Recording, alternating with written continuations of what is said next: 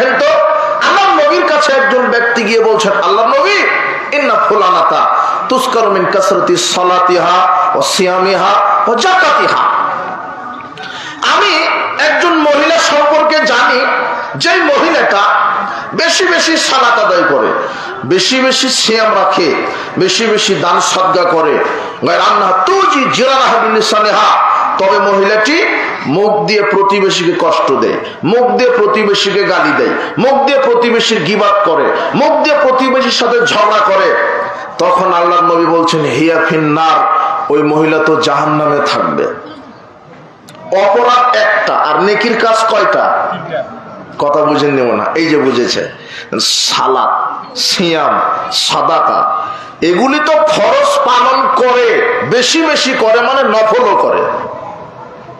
ফরজ সিয়াম তো রাখে, নফল সিয়ামও রাখে, যাকাত তো দেয়, সাধারণ দানও দেয়, 5 ওয়াক্ত সালাত আদায় করে, তাহাজ্জুদ পড়ে।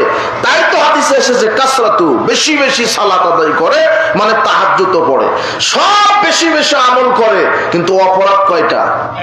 একটা, কি? গীবত, অথবা ঝগড়া, অথবা গালি, অথবা মিথ্যা কথা।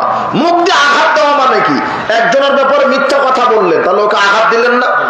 একজনকে গালি দিলেন, আঘাত দিলেন না? একজনকে অভিশাপ দিলেন, আঘাত দিলেন না? একজনের সাথে তর্ক ঝগড়া করলেন, আঘাত দিলেন না? অপরাধ একটা, কিন্তু নেকির কাজ তো অনেক। কিন্তু নেকির কাজ যতই হোক, এটা এমন একটা মুখের পাপ,